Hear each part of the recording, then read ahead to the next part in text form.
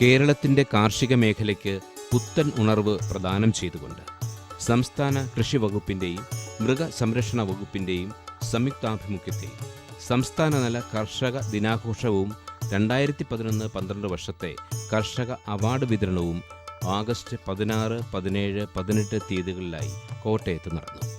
കൃഷി മൃഗസംരക്ഷണ വകുപ്പ് മന്ത്രി KP മോഹനൻ അധ്യക്ഷം വഹിച്ച യോഗത്തിൽ ധനമന്ത്രി KM മാണി ആഘോഷ ചടങ്ങുകളുടെ ഉദ്ഘാടന കർമ്മം നിർവഹിച്ചു. മന്ത്രിമാരായ തിരുവഞ്ചൂർ രാധാകൃഷ്ണൻ, ഇബ്രാഹിം കുഞ്ഞ്, മോൻസ് ജോസഫ് MLA തുടങ്ങിയവർ ചടങ്ങിൽ പങ്കെടുത്തു. കൃഷി മൃഗസംരക്ഷണ മേഖലയിൽ മികച്ച നേട്ടം കൈവരിച്ച കർഷകർക്കും സ്തുത്യർഹമായ സേവനം കാഴ്ചവെച്ച കൃഷി മൃഗസംരക്ഷണ വകുപ്പിലെ ഉദ്യോഗസ്ഥർക്കുമുള്ള പുരസ്കാരങ്ങൾ ചടങ്ങിൽ വിതരണം ചെയ്യപ്പെട്ടു.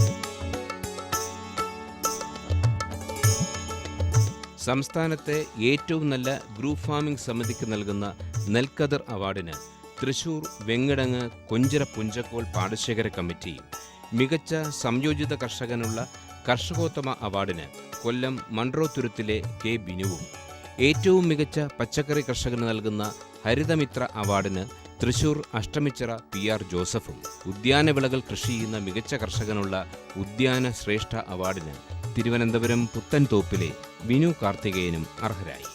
മൃഗസംരക്ഷണ മേഖലയിൽ സംസ്ഥാന തലത്തിൽ 5 അവാർഡുകളാണ് കൊടുക്കുന്നത്. മികച്ച ക്ഷീരകർഷകൻ, മികച്ച സമ്മിശ്ര കർഷകൻ, മികച്ച പൗൾട്രി കർഷകൻ, മികച്ച യുവ സംരംഭകൻ, മികച്ച വനിതാ കർഷക.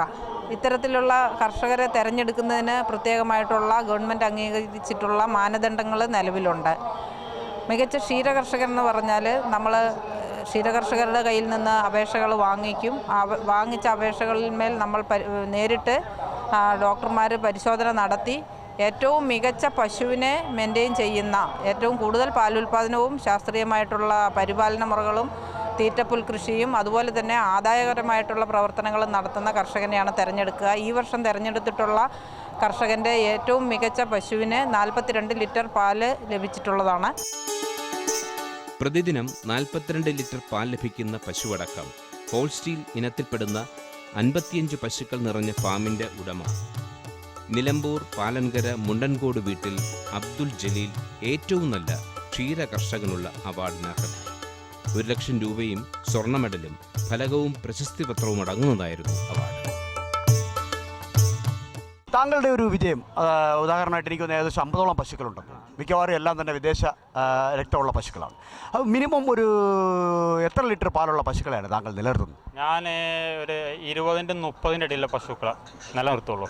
നല്ല പശു മാത്രം. നമ്മൾ കണ്ടമാനം നല്ല പശു മിക്കവാറും ഓരോ സ്ഥലത്ത് നിർത്തുന്ന ഫാം എടുത്തിട്ട് വലുതാക്കിയ ഫാമാണ്. 8 കൊല്ലമായി. 35 കൂടിയിട്ട് പശു ഞങ്ങൾ വാങ്ങാറില്ല.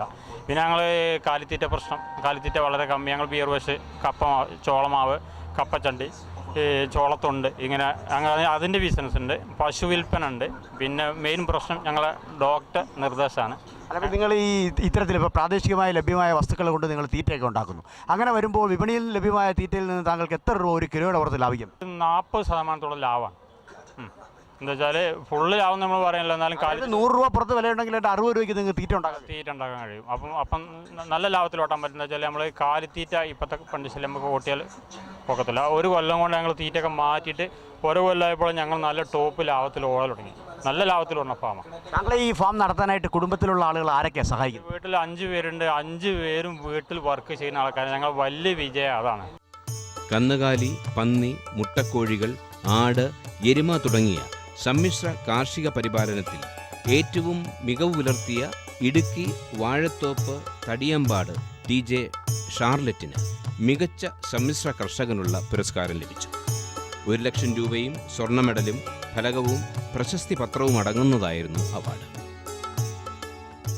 മികച്ച സമ്മിശ്ര കർഷകൻ 2 or 3 മൃഗസംരക്ഷണ പ്രവർത്തനങ്ങൾ നടത്തുന്ന കർഷകരെയാണ് നമ്മളിതിലേക്ക് തിരഞ്ഞെടുക്കുന്നത്. തീറ്റപ്പുൽ കൃഷി നടത്തുന്ന ആളുകളെയും ഇതിലേക്ക് ഉൾപ്പെടുത്തുന്നതാണ്. പശു, ആട്, കോഴി മുതലായ വിവിധ തരത്തിലുള്ള കാർഷിക പ്രവൃത്തികൾ ചെയ്യുന്ന ആളുകളെയാണ് ഉൾപ്പെടുത്തുന്നത്.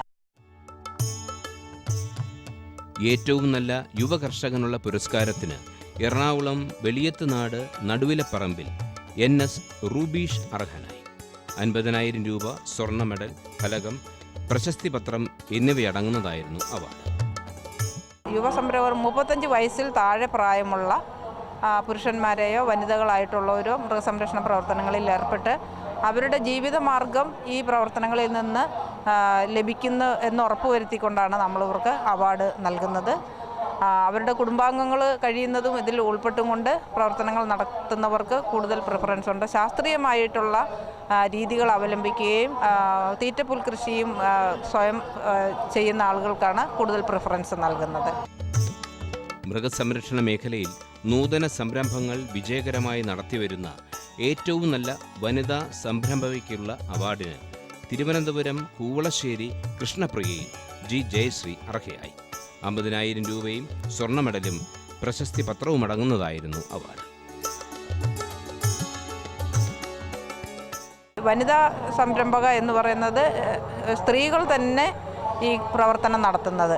പുരുഷന്മാരുടെ സഹായം ഇല്ലാതെ തന്നെയും സ്ത്രീകൾ കുടുംബനാഥകളായവരും അതുപോലെ തന്നെ സ്ത്രീകൾ ഇതിൻ്റെ മേജർ ആക്ടിവിറ്റി ചെയ്യുന്ന ആളുകൾക്കാണ് വനിതാ സംരംഭക എന്നുള്ള പേരിൽ നമ്മൾ അവാർഡ് ഏർപ്പെടുത്തി.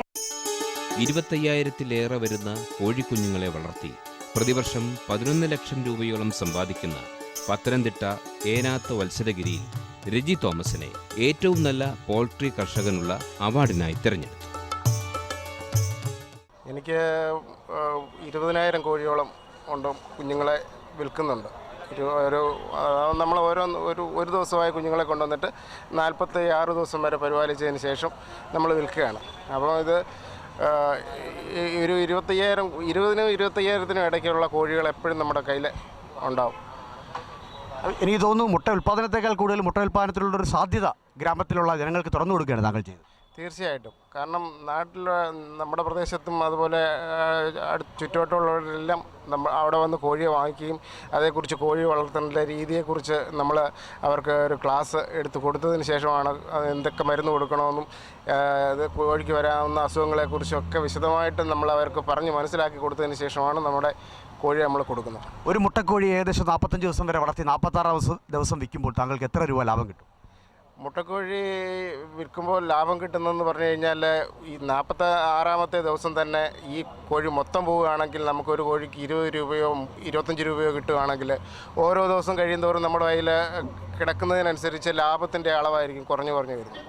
അതായത് തീറ്റ ചെലവ് വർദ്ധിക്കുകയും വയ്ക്കുമ്പോൾ ദിവസങ്ങൾ പിന്നിടുമ്പോൾ ലാഭത്തിൻ്റെ ഇതിൽ നിന്നാണ് കുറയുന്നത്. ഏത് വിഭാഗത്തിലുള്ള ആളുകളാണ് ഈ മുട്ടക്കോഴികളെ അന്വേഷിച്ച് വരുന്നത്? വീട്ടിൽ മുട്ടയ്ക്ക് വേണ്ടി വളർത്തുന്നതിനും അതുപോലെ ചെറിയ ചെറിയ ഫാമിൽ ഒരു 100 കോഴിയെ 50 കോഴിയെ വീതം വളർത്തുന്നതിന് താല്പര്യപ്പെട്ടിട്ട് ആൾക്കാർ വരികയും അവർക്ക് വേണ്ടുന്ന കാര്യങ്ങൾ പറഞ്ഞു കൊടുത്ത് അവർക്ക് കോഴിയെ കൊടുത്തു വിടുന്ന രീതിയാണ്.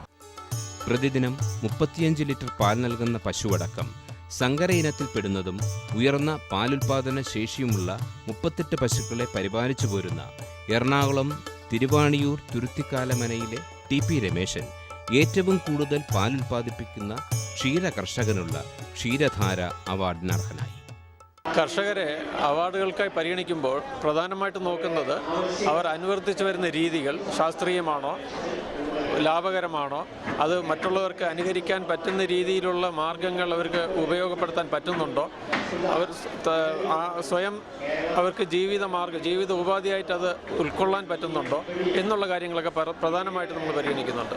കൂടാതെ സെൽഫ് സഫിഷ്യൻസി, സ്വന്തമായിട്ട് തന്നെ അവർക്ക് എല്ലാ ഉൽപ്പന്നങ്ങളും തീറ്റപ്പുല്ലാണെങ്കിലും അവരുടെ മാർക്കറ്റിംഗ് ആണെങ്കിലും എല്ലാം അവർക്ക് സ്വന്തമായിട്ട് ചെയ്യാൻ പറ്റുന്നുണ്ടോ എന്നുള്ളത് പ്രധാനമായിട്ട് നമ്മൾ കണക്കാക്കുന്നുണ്ട്. ക്ഷീര അവാർഡിനേക്ക് വേണ്ടി എടുക്കുമ്പോൾ പശുവിൻ്റെ ഉൽപ്പാദന ശേഷിയാണ് പ്രധാനമായിട്ടും കണക്കാക്കുന്നത്. 2012-13 വർഷത്തെ ജന്തുക്ഷേമ അവാർഡിന് കോഴിക്കോട് ചേമഞ്ചേരി മുണ്ടുകണ്ടിയിൽ KP ഉണ്ണിഗോപാലൻ അർഹനായി.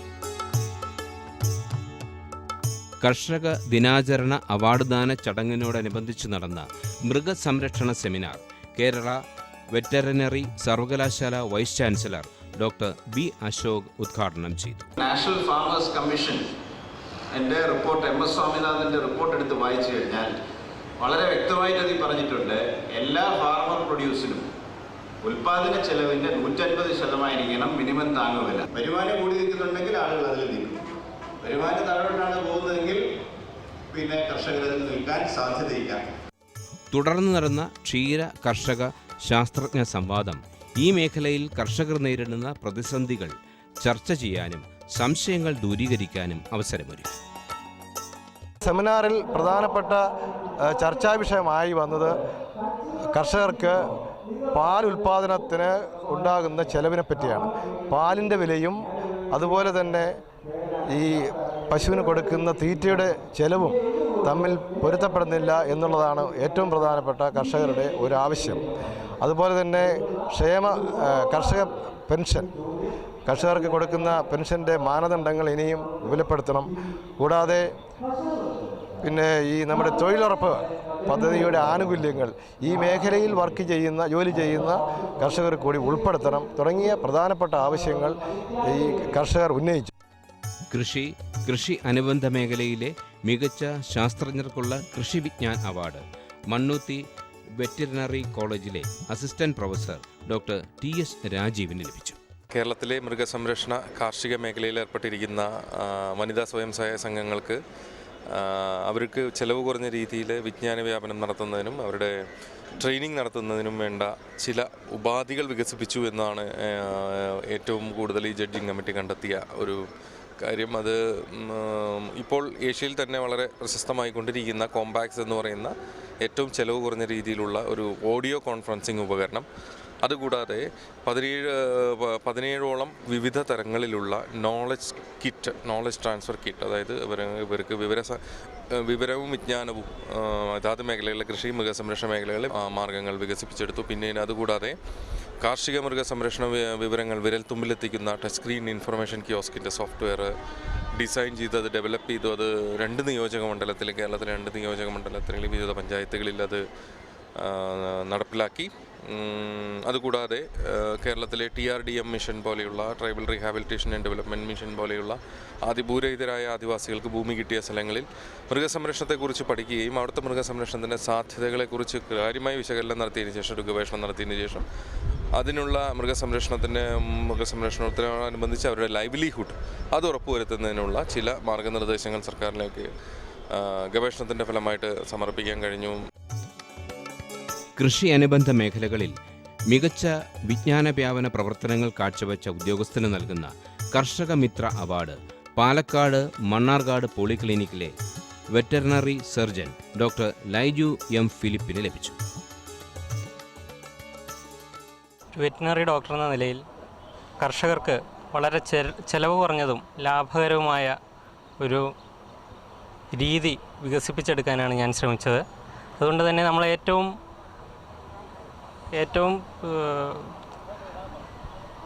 അവഗണിക്കുന്ന എന്ന് പറയാൻ കഴിയില്ലെങ്കിൽ തന്നെയും നമ്മൾ വളരെ ശ്രദ്ധ കൊടുക്കാത്ത ഒന്നാണ് മാംസോൽപാദന മേഖല. അതുകൊണ്ട് തന്നെ ആടുവളർത്തലുമായി ബന്ധപ്പെട്ട കർഷകർക്ക് ഗർഭപരിശോധന എളുപ്പമാക്കി ലാഭകരമായ ആടുവളർത്തൽ പ്രോത്സാഹിപ്പിക്കുന്നതിനുള്ള ഒരു ശ്രമമാണ് ഞാൻ ചെയ്തിരുന്നത്. അതോടൊപ്പം തന്നെ കർഷകരിലേക്ക് വിജ്ഞാന വ്യാപനം വർദ്ധിപ്പിക്കുന്നതിനായി പുത്തൻ സാങ്കേതികവിദ്യ, വിവരസാങ്കേതികവിദ്യ അവരിലേക്ക് എത്തിക്കുന്നതിനായുള്ള ശ്രമങ്ങളും നടത്തിയിട്ടുണ്ട്. താങ്കൾ ഇങ്ങനെയുള്ള പ്രവർത്തനങ്ങളൊക്കെ ആയിട്ട് മുന്നേറുമ്പോൾ ജനങ്ങളുടെ ഇടയിലേക്ക് ഇറങ്ങി ചെല്ലുമ്പോൾ അവരുടെ ഒരു സമീപനം എന്താണ്? വളരെ പ്രോത്സാഹനജനകമാണ് അവരുടെ പ്രതികരണം. അവരെല്ലാം തന്നെ നമ്മൾ പൊതുവെ കർഷകർ ഈ സാങ്കേതികവിദ്യയോട് മടി കാണിക്കുന്നുണ്ടെന്ന് പറയുന്നുണ്ടെങ്കിൽ തന്നെയും അവർ വളരെ ഉത്സുകരാണ്. ഇതുപോലെയുള്ള സാങ്കേതികവിദ്യകൾ സ്വായത്തമാക്കുന്നതിൽ അവർ വളരെയധികം ഉത്സാഹം കാണിക്കുന്നുണ്ട്. മികച്ച കാർഷിക പത്രപ്രവർത്തകന് നൽകുന്ന കർഷക ഭാരതി അവാർഡിന് Kannur RAIC assistant project officer doctor PV മോഹനനെ തിരഞ്ഞെടുത്തു. വമ്പിച്ച ഒരു ജനപങ്കാളിത്തം ഈ പ്രോഗ്രാമിനുണ്ടായിരുന്നു. ഇതിനോടനുബന്ധിച്ച് കൃഷി വകുപ്പിൻ്റെ 14 ജില്ലകളിൽ നിന്നുള്ള സ്റ്റാളുകളും അതുപോലെ തന്നെ ഗവേഷണ സ്ഥാപനങ്ങൾ സംഘടിപ്പിച്ചിട്ടുണ്ട്. 3 ദിവസവും സെമിനാറും വിവിധ വിഷയങ്ങളിൽ കേരള കർഷകരുടെ വിദഗ്ധരെ പങ്കെടുപ്പിച്ചുള്ള സെമിനാറും ഇതിനോടനുബന്ധിച്ച് നടന്നിട്ടുണ്ട്. വമ്പിച്ച ജനപങ്കാളിത്തമാണ് ഈ പ്രോഗ്രാമിനുണ്ടായിട്ടുള്ളത്. കൃഷി മൃഗസംരക്ഷണ മേഖലയിലെ മികച്ച സേവനത്തിന് 19 ഉദ്യോഗസ്ഥരെ അവാർഡ് ദാന ചടങ്ങിൽ വെച്ച് ആദരിച്ചു.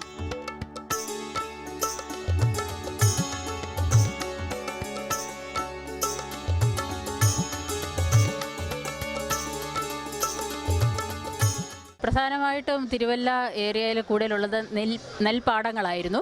ഇപ്പം നെൽപ്പാടങ്ങളിൽ ഞാൻ അവിടെ ജോയിൻ ചെയ്യുമ്പോൾ ഉണ്ടായിരുന്നതിനേക്കാളും ഒരു 3000 ഏക്കർ സ്ഥലം കൂടി അഡീഷണലായിട്ട് എനിക്ക് കൃഷി ചെയ്യിപ്പിച്ച് തരിശ് പാടങ്ങൾ മുഴുവൻ കൃഷി ചെയ്യിപ്പിച്ച് തിരുവല്ലയെ തരിശ് രഹിതമാക്കുവാൻ എനിക്ക് കഴിഞ്ഞ 2012-13 വർഷം കഴിഞ്ഞു. പിന്നെ അത് കൂടാതെ പച്ചക്കറി കൃഷി തരിശ് കരഭൂമിയിൽ ആയിട്ട് കിടന്ന് ഒരു 80 ഹെക്ടർ സ്ഥലത്തോളം എടുത്ത് അവിടെ പച്ചക്കറി കൃഷി ചെയ്യിപ്പിക്കാനായിട്ട് സാധിച്ചു. പച്ചക്കറി കൃഷി എന്ന് പറയുമ്പോൾ ജൈവ രീതിയിൽ തന്നെ ആൾക്കാരെല്ലാം കൂടെ കൂട്ടി തരിശ് കിടന്ന ഏരിയ ചെയ്യിപ്പിക്കാനായിട്ട് എനിക്ക് സാധിച്ചു. റെസിഡൻസ് അസോസിയേഷൻ മുഖേന കൂടുതൽ കാര്യങ്ങൾ ചെയ്യുവാനായിട്ട് സാധിച്ചു. സംയോജിത കീടരോഗ നിയന്ത്രണം അതിന് പ്രധാനപ്പെട്ട ഇമ്പോർട്ടൻസ് കൊടുത്തുകൊണ്ട് എനിക്ക് കഴിഞ്ഞ 2012-13 വർഷം ചെയ്യുവാൻ സാധിച്ചു. കഴിഞ്ഞ വർഷം ഏകദേശം 10 കോടി രൂപയുടെ പദ്ധതികൾ വിളിനാട് ബ്ലോക്കിൽ തന്നെ കൊടുക്കുവാൻ സാധിച്ചു. 43,000 കൃഷിക്കാർക്ക് സബ്സിഡി ഇനത്തിൽ അവരുടെ വിവിധ അക്കൗണ്ടുകളിൽ കൂടി റെമിറ്റ് ചെയ്യുവാൻ സാധിച്ചു. 2 വർഷമായി മട വീണ് കിടന്ന 1200 ഹെക്ടർ പാടശേഖരം വീണ്ടും ജില്ലാ പഞ്ചായത്തിൻ്റെയും കൃഷി വകുപ്പിൻ്റെയും സഹായത്താൽ കൃഷി ഇറക്കുവാൻ സാധിച്ചു. കൃഷിക്കാർക്ക് എല്ലാവിധ സഹായങ്ങളും രാമങ്കേരി ബ്ലോക്ക് മുഖേന 6 കൃഷിഭവനിൽ കൂടെ ഞങ്ങൾ നൽകുന്നുണ്ട്. ഏത് സമയത്തും മടവീഴ്ചയ്ക്കും എല്ലാ കാര്യങ്ങളിലും റെഗുലർ ഫീൽഡ് വിസിറ്റ് നടത്തുന്നുണ്ട്. എല്ലാ ഫീൽഡിലും ഞങ്ങൾ പോവുകയും കൃഷി ഓഫീസർമാർ പോവുകയും അവർക്ക് വേണ്ട മാർഗനിർദ്ദേശങ്ങൾ നൽകുകയും ചെയ്യുന്നുണ്ട്. കർഷക ദിനാചരണ അവാർഡ് ദാന ചടങ്ങിനോടനുബന്ധിച്ച് സംഘടിപ്പിച്ച കാർഷിക പ്രദർശനം കർഷകർക്ക് പരമ്പരാഗതവും ആധുനികവുമായ കാർഷിക തലങ്ങളെ അടുത്തറിയാൻ സഹായിച്ചു.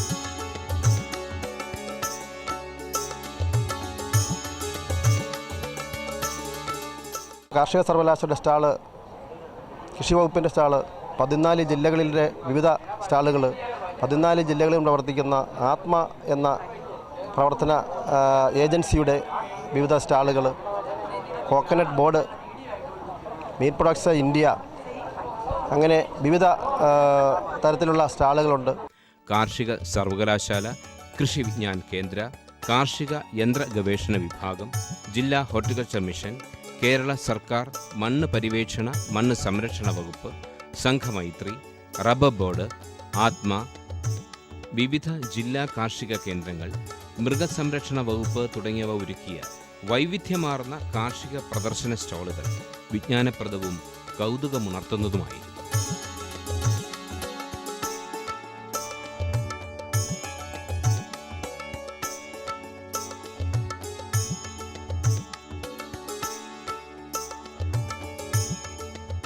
പലതരം ബ്രീഡുകളെക്കുറിച്ച് മനസ്സിലാക്കുവാനും അതോടൊപ്പം നമ്മുടെ വകുപ്പ് നടപ്പിലാക്കുന്ന പലതരം പദ്ധതികളെക്കുറിച്ചും അവയുടെ ഔട്ട്പുട്ടിനെ കുറിച്ചൊക്കെ ആൾക്കാർക്ക് വളരെയധികം ഒരു അറിവ് കിട്ടിയിട്ടുണ്ട്. അതുകൊണ്ട് തന്നെ നല്ലൊരു വിജയമായിട്ടാണ് ഞങ്ങൾ ഈ പ്രദർശനത്തെ കാണുന്നത്. ഈ മേഖലയിലേക്ക് ധാരാളം ആളുകൾ വന്നുകൊണ്ടിരിക്കുകയാണ്. കാരണം അവർക്കൊക്കെ താല്പര്യമുള്ള വിവിധ തരത്തിലുള്ള എല്ലാ സജ്ജീകരണങ്ങളും ഇവിടെ ചെയ്തിട്ടുണ്ട്. അത് ജനങ്ങളെ തീർച്ചയായിട്ടും ബോധവൽക്കരിക്കത്തക്ക രീതിയിലാണ് പരിപാടി അറേഞ്ച് ചെയ്തിരിക്കുന്നത്. ധാരാളം ചെറുപ്പക്കാരായ ജനങ്ങളെ ഈ മേഖലയിലേക്ക് ആകർഷിക്കുക എന്നതും ഈ പരിപാടി കൊണ്ട് നമ്മൾ ഉദ്ദേശിക്കുന്നുണ്ട്. കേരളത്തിൻ്റെ കാർഷിക മേഖല ധാരാളം പ്രശ്നങ്ങളെ അഭിമുഖീകരിക്കുന്നുണ്ടെങ്കിലും നാടിൻ്റെ പൈതൃക സത്തയിലൂന്നിയ കാർഷിക രീതിയെ ശാസ്ത്രീയതയുമായി ഇണക്കിച്ചേർക്കാൻ കഴിഞ്ഞാൽ കാർഷികാഭിവൃദ്ധി ഉറപ്പാക്കാൻ കഴിയുമെന്ന പ്രതീക്ഷയ്ക്ക് വക നൽകുന്നതായിരുന്നു കാർഷിക ദിനാഘോഷത്തോടനുബന്ധിച്ച് കോട്ടയത്ത് സംഘടിപ്പിച്ച പരിപാടികൾ.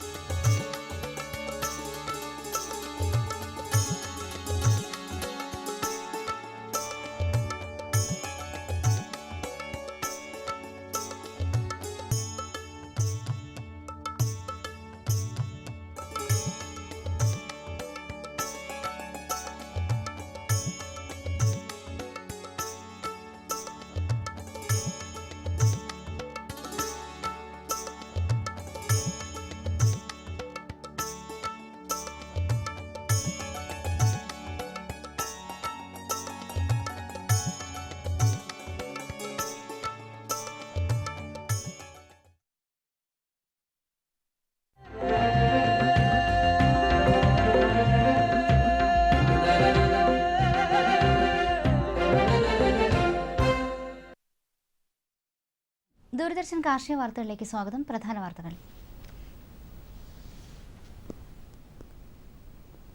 കുക്കുട വിജ്ഞാന കേന്ദ്രത്തിന് നാളെ തുടക്കം. നാളികേര ബോർഡ് ദേശീയ അവാർഡ് അപേക്ഷിക്കുന്നതിനുള്ള തീയതി നീട്ടി. 1,00,000 പൈക്കിടാങ്ങൾക്ക് സൗജന്യ നിരക്കിൽ തീറ്റ. വിശദമായ വാർത്തകളിലേക്ക്. വളർത്തുപക്ഷി പരിപാലനത്തിന് വേണ്ട സർവ്വതും ഒരു കുടക്കീഴിൽ ഒരുക്കുന്ന കുക്കുട വിജ്ഞാന കേന്ദ്രത്തിന് വെറ്ററിനറി സർവകലാശാലയിൽ നാളെ തുടക്കമാകും. മണ്ണുത്തി വെറ്ററിനറി കോളേജിലെ പൗൾട്രി വിഭാഗം ഉന്നത പഠന കേന്ദ്രത്തിലാണ് കുക്കുട വിജ്ഞാന കേന്ദ്രം. കാട് മുതൽ ഒട്ടകപക്ഷി വരെയുള്ള വളർത്തുപക്ഷികളുടെ പരിപാലനത്തെക്കുറിച്ചുള്ള കോഴ്സുകൾ, സംരംഭകർക്കാവശ്യമായ പ്രോജക്റ്റ് റിപ്പോർട്ടുകൾ, കൂട്, തീറ്റ തുടങ്ങിയവ നിർമ്മിക്കുന്നതിനാവശ്യമായുള്ള സാങ്കേതിക വിദ്യ എന്നീ സേവനങ്ങൾ ഇവിടെ ലഭിക്കും. കൂടുതൽ വിവരങ്ങൾക്ക് ബന്ധപ്പെടാവുന്ന ഫോൺ നമ്പർ 0487 2 37 0117.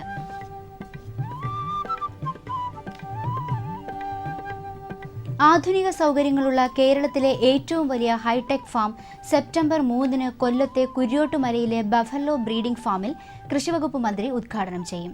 20 കോടി രൂപയാണ് മുതൽ മുടക്ക്. 500 പശുക്കളെ പാർപ്പിക്കുന്ന ഹൈടെക് ഫാമിൽ പാൽ ശീതീകരണികൾ, ആധുനിക milk TMR wagon, transponder, computer നിയന്ത്രിത തീറ്റ, automatic drinking bowler, dung scraper തുടങ്ങി എല്ലാവിധ ആധുനിക സംവിധാനങ്ങളും ഉണ്ടാകും. നാളികേര വികസന ബോർഡിന്റെ ദേശീയ അവാർഡ് പദ്ധതി 2012 മികച്ച കേര കർഷകൻ, മികച്ച കേര സംസ്കരണ പ്രവർത്തകൻ എന്നീ വിഭാഗങ്ങളിലേക്ക് അപേക്ഷകൾ സ്വീകരിക്കുന്ന അവസാന തീയതി സെപ്റ്റംബർ 10 വരെ നീട്ടി. കൂടുതൽ വിവരങ്ങൾക്ക് നാളികേര വികസന ബോർഡ് ഓഫീസുമായോ അതത് ജില്ലകളിലെ ചാർജ് ഓഫീസറുമായോ ബന്ധപ്പെടാം. Phone number 0484 2377 266. മറ്റൊരു നമ്പർ 0487 2377 267. Website www.coconutboard.gov.in.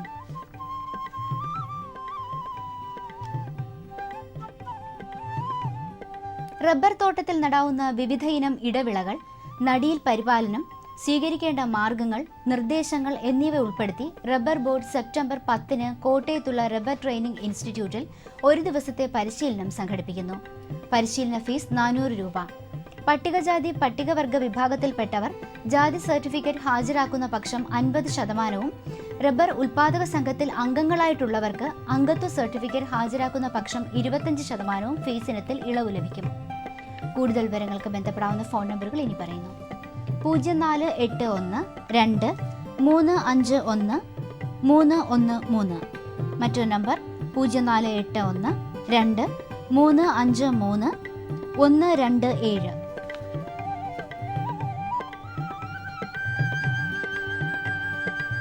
ക്ഷീരവികസന വകുപ്പിന്റെയും കൊല്ലം ജില്ലയിലെ കടത്തൂർ ക്ഷീരസഹകരണ സംഘത്തിന്റെയും ആഭിമുഖ്യത്തിൽ നാളെ രാവിലെ 10 മണിക്ക് സെമിനാർ സംഘടിപ്പിക്കുന്നു.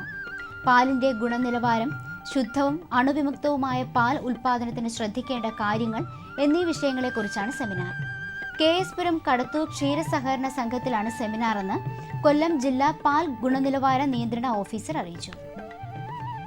മൃഗസംരക്ഷണ വകുപ്പിന്റെ പ്രത്യേക കന്നുകുട്ടി പരിപാലന പദ്ധതിയിൽ ഈ വർഷം 1,00,000 പൈക്കിടാങ്ങൾക്ക് സൗജന്യ നിരക്കിൽ തീറ്റ നൽകും. 3 മാസം മുതൽ 7 മാസം വരെ പ്രായമുള്ള പൈക്കിടാങ്ങൾ സ്വന്തമായുള്ള കർഷകർക്ക് ഈ പദ്ധതിക്ക് അപേക്ഷിക്കാം. സംസ്ഥാനത്തെ ക്ഷീരസംഘങ്ങൾ വഴിയാണ് പദ്ധതി നടപ്പാക്കുക. പൈക്കിടാങ്ങൾക്ക് തീറ്റയും മരുന്നും ഇൻഷുറൻസ് സഹായവും 50% സബ്സിഡിയോടുകൂടി ലഭിക്കും. ക്ഷീര കർഷകർക്ക് 7,500 രൂപ മുതൽ 12,500 രൂപ വരെ സബ്സിഡി സഹായം പദ്ധതി പ്രകാരം ലഭിക്കും. താൽപ്പര്യമുള്ള കർഷകർ പഞ്ചായത്തുകളിലെ ഗവൺമെന്റ് മൃഗാശുപത്രികളുമായി ബന്ധപ്പെടണം. ഫിഷറീസ് വകുപ്പിന്റെ വർക്കല ഓടയത്തുള്ള ഹാച്ചറിയിൽ മൈക്കോബാക്ടീരിയം എന്ന ആറ്റുകൊഞ്ചിന്റെ വിത്തുകൾ തള്ളക്കൊഞ്ചിൽ നിന്നും പ്രത്യേകം വേർതിരിച്ച് കർഷകരിലെത്തിക്കുന്നു. കുഞ്ഞൊന്നിന് 60 പൈസയാണ് വില. മാനോഡോൺ എന്ന കടൽ കൊഞ്ചും ഹാച്ചറികളിൽ പ്രത്യേക പ്രചരണ സാങ്കേതിക വിദ്യ ഉപയോഗിച്ച് വികസിപ്പിച്ചെടുത്തിട്ടുണ്ട്. കടൽ കൊഞ്ച് പൂർണ്ണമായും രോഗരഹിതമാണെന്ന് തെളിയിക്കുന്ന PCR പരിശോധനയോടുകൂടിയാണ് കർഷകരിലെത്തുന്നത്. കടൽ കൊഞ്ച് കുഞ്ഞൊന്നിന് 50 പൈസയാണ് വില. കൂടുതൽ വിവരങ്ങൾക്ക് മത്സ്യകൃഷി വികസന ഏജൻസിയുടെ ഹാച്ചറിയുമായി ഫോണിൽ ബന്ധപ്പെടാം. Phone number 944 790 0128.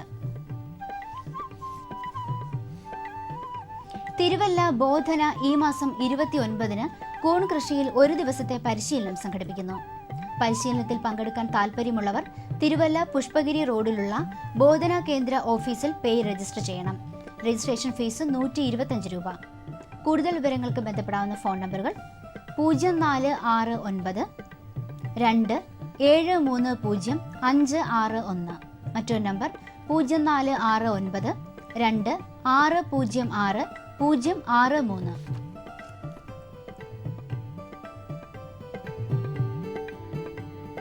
മൃഗസംരക്ഷണ വകുപ്പ് സെപ്റ്റംബർ മാസത്തിൽ വിവിധ വിഷയങ്ങളിൽ പരിശീലനം നൽകുന്നു. ഹൈടെക് ഡയറി ഫാമിംഗിൽ 7 ദിവസത്തെ പരിശീലനവും ശാസ്ത്രീയ കറവയിൽ 7 ദിവസത്തെ പരിശീലനവും ഇറച്ചിക്കോഴി ഡ്രസ്സിംഗിൽ 5 ദിവസത്തെ പരിശീലനവും കോഴിയിറച്ചിയിൽ നിന്നുള്ള മൂല്യവർദ്ധിത ഉൽപ്പന്നങ്ങൾ എന്ന വിഷയത്തിൽ 5 ദിവസത്തെ പരിശീലനവുമാണ് നൽകുന്നത്. ഈ സൗജന്യ പരിശീലനത്തെക്കുറിച്ച് കൂടുതൽ അറിയുന്നതിനും രജിസ്റ്റർ ചെയ്യുന്നതിനും വിളിക്കേണ്ട ഫോൺ നമ്പർ 0471 2732 918. ഇനി കമ്പോള നിലവാരം. റബ്ബർ RSS 4 ക്വിൻ്റലിന് 18,450 രൂപ, RSS 5 18,200 രൂപ. വെളിച്ചെണ്ണ 8,000 രൂപ, കൊപ്ര 5,850 രൂപ. കുരുമുളക് 42,500 രൂപ. നാളികേരം തൊണ്ടോട് കൂടിയത് 1000-ന് 5,600 രൂപ, തൊണ്ടില്ലാതെ 5,200 രൂപ. കമ്പോള അവലോകനം. കുരുമുളക് വിപണി കൊച്ചിയിൽ ഗാബിൾഡ് കുരുമുളക് ക്വിൻ്റലിന് 42,500 രൂപ, അൺഗാബിൾഡ് കുരുമുളക് 40,500 രൂപ. കുരുമുളക് വിപണി കൽപ്പറ്റയിൽ ചേട്ടൻ കുരുമുളക് ക്വിൻ്റലിന് 40,000 രൂപ, വയനാടൻ കുരുമുളക് 40,500 രൂപ. കൊപ്ര വിപണി കോഴിക്കോട് ക്വിൻ്റലിന് 5,600 രൂപ, തളിപ്പറമ്പ് 5,200 രൂപ, കാസർഗോഡ് 4,400 രൂപ. വെളിച്ചെണ്ണ ക്വിൻ്റലിന് കണ്ണൂരിൽ 8,600 രൂപ, കോട്ടയത്ത് 8,300 രൂപ, ആലപ്പുഴയിൽ 7,700 രൂപ. കാലാവസ്ഥ. കണ്ണൂർ കൂടിയ താപനില 29.5 ഡിഗ്രി സെൽഷ്യസ്, കുറഞ്ഞ താപനില 24.2 degree Celsius. Kozhikode 30.3, 24.4. Kochi 31, 22.6. Alappuzha 29.2, 24. Punalur 32.1, 22.9. Thiruvananthapuram 32.2, 24.2 degree Celsius.